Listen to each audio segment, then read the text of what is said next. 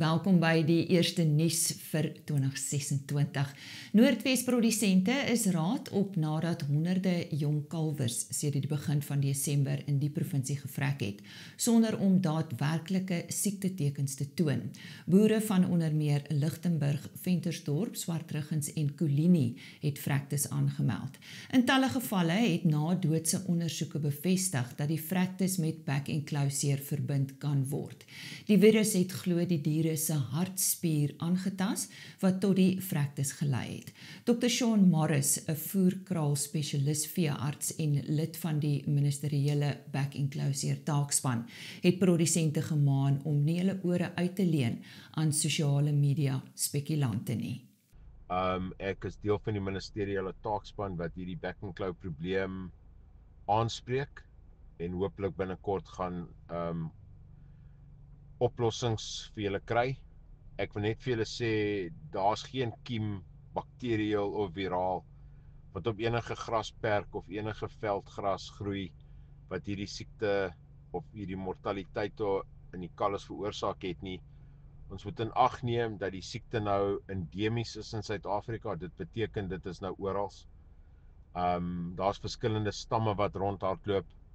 En ongelukkig het ons nog nooit so erge uitbraak gehad waar daar soveel vleisbeeskuddes geaffekteer is en terselfdertyd jong kalwes gebore is soos die natuurlike kalfseisoen verloop.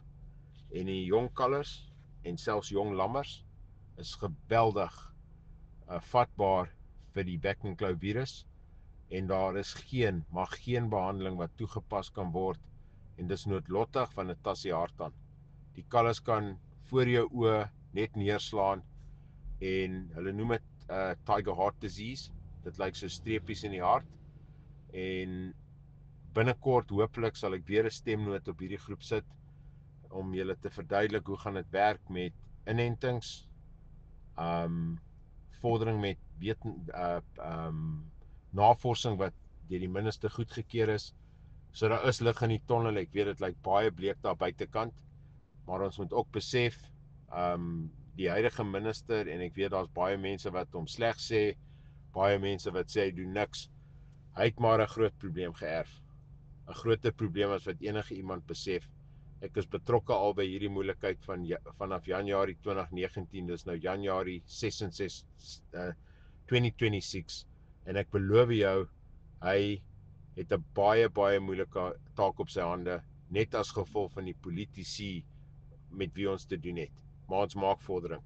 Ek dink hopelik teen die einde Januarie gaan daar geweldige deurbrake wees in terme van enstofbeskikbaarheid, nuwe planne wat in plek gesit gaan word. So byt net bietjie vas en as enige iemand my wil bel oor hierdie ongelukkige toestand, kan jy my gerus skakel. Henning het my nommer. Limpopo's Department of Agriculture and Rural Development announced new transport protocols this week regarding stricter monitoring of animal movement within and into the province. All cloven-hooved animals being moved within Limpopo must have transport permits from the Provincial Veterinary Department along with an owner's declaration. The owner's declaration must confirm that no new animals have been introduced into his or her herd in the previous 2 months. Limpopo has been struggling with foot and mouth disease outbreaks outside the endemic red line area since December last year. Since the disease was first reported, further cases have been reported around Modimolle, in Vivo, Guyane and the Waterberg. Doe Pelser, chairperson of the Limpopo Red Meat Producers Organisation, says it is important for cattle and buffalo farmers to work together. He is confident that the disease will be brought under control. Die Limpopo vervoerverbod weens back and claw seer is een van verskeie reg oor die land. Die gevolg is dat talle produsente nie hul diere kan verskuif nie. Gevolglik raak hulle weidingsvoorraad op, terwyl die speenkalwers nie bemark kan word nie. Om direkte hulp aan hierdie produsente te bied, het AgriBonus, die Agri Relief Foundation, AgroForce, die rooivleisprodusenteorganisasie en rooivleisbedryfsdienste hande gevat om saad vir aangeplante veiding teen 'n beter tarief aan produsente beskikbaar te stel. Produsente wat binne 'n 50 km radius vanaf 'n positiewe back and claw geval gelees of binne 'n siektebeheerarea val, kan 'n e-pos stuur na die RPO se maatskappy sekretaris Corien Steyn by corien@rpo.co.za. Sy sal meer inligting verskaf. Hierdie e-pos net weer corien@rpo.co.za. The South African government will soon launch forensic audits regarding farm share schemes. The Minister of Land Reform and Rural Development, Mzwanele Nyonso, says the schemes were created to broaden ownership in commercial agricultural businesses by allocating shares to farm workers. This was often done through trusts or joint ventures. However, in November last year, several civil rights groups said in meetings with Parliament's Portfolio Committee on Land Reform and Rural Development that most of these schemes have not delivered on their promises. According to a press release by the Portfolio Committee, more than 700 million rand was invested in the schemes with few tangible returns shown. Of the 88 share schemes established between 1996 and 2008, only 9 have ever declared a dividend. Suid-Afrikaanse trekkerverkope het uitstekend gevaar in 2025, so sê Wandile Sihlobo, hoof-ekonoom van Agbiz. Gedurende die eerste 11 maande van 2025 is 'n totaal van 7,174 eenhede verkoop, wat 'n styging van 19% verteenwoordig. Sihlobo sê hierdie toename in landboumasjinerieverkope kan toegeskryf word aan goeie opbrengste en weerstoestande in die 2024-25 landbouseisoen, veral wat gewasse en die wynbedryf betref. Die sterk trekkerverkope dui ook op boere se optimisme oor die 2025-26 landbouseisoen. Somergraan en oliesaadprodusente beoog om 4,1 miljoen hektaar in die komende seisoen aan te plant. Dit verteenwoordig 'n toename van 1% teenoor die vorige jaar. And the South African table grape export season is well underway.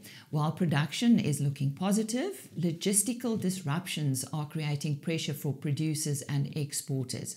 Here is Misha Peterson, CEO of the South African table grape industry, with an update. We are now in the peak weeks of the South African table grape export season, and overall the season is progressing well. All 5 production regions are currently packing, and growers have generally experienced favorable weather conditions to date, resulting in good grape quality across all regions. From a production perspective, the industry remains on track to meet our initial crop estimate of 79.4 million 4.5 kilogram cartons cleared for export. This places us in a good position to supply our markets and programs. While vineyard conditions and fruit quality have been positive, the season has been far more challenging from a logistics point of view. Severe wind disruptions at the Port of Cape Town in both November and December, combined with various other operational challenges at the port, have resulted in delays to export shipments.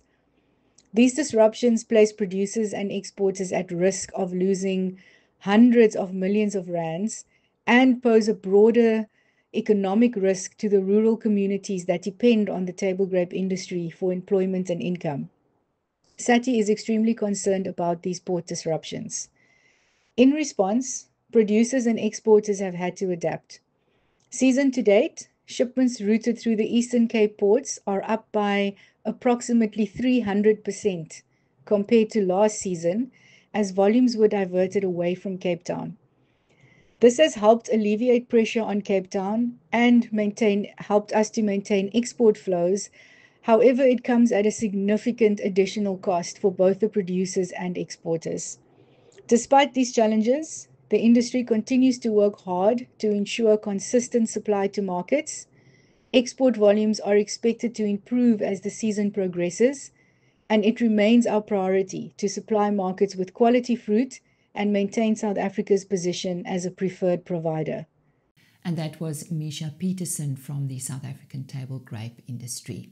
Still on exports, the international shipping company MSC has adjusted its connection route between South Africa and northwestern Europe for January and February.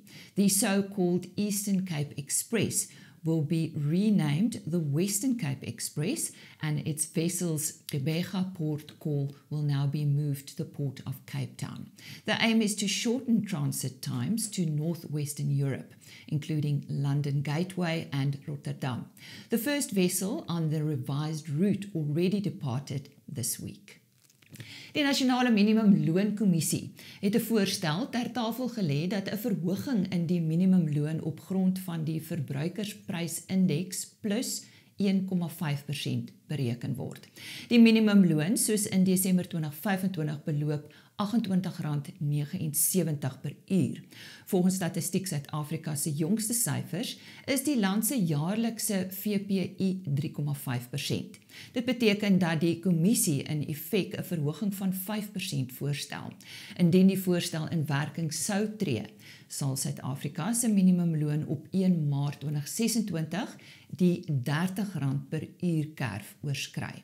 Wessel Lemmer, uitvoerende hoof van Raisins SA, sê die VPI vir 2025 word op 3,2% bereken, met voedselinflasie wat 4,1% beloop. Ekonome beraam hierdie bedrag op 3,5% vir 2026.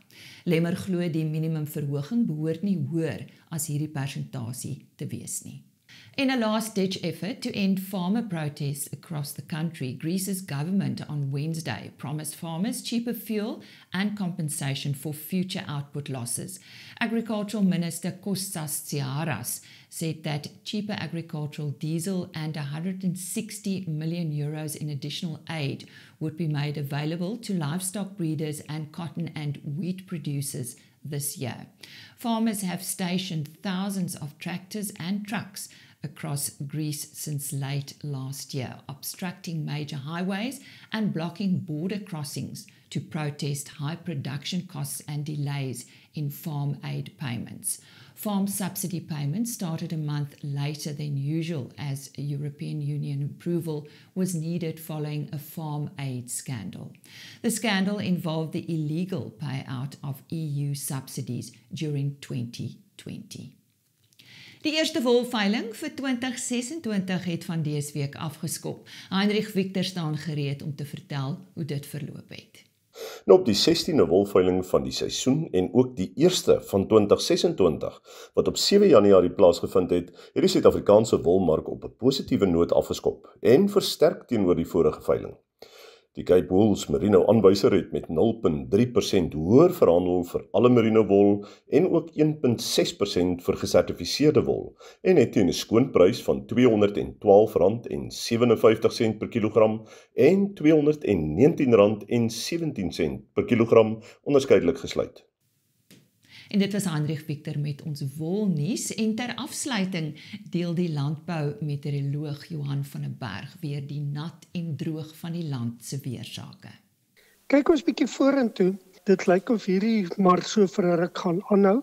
Daar was 'n tropiese sikloon wat oor Madagaskar inbeweeg het. Dit het verswak, dit is al weg, die sikloon self. Maar daar was tog oorblyfsels wat inbeweeg na die land toe. En dit lyk asof daar baie swaar reën kan voorkom hier van omtrent die 9de tot die 12de Januarie oor die noordoostelike dele.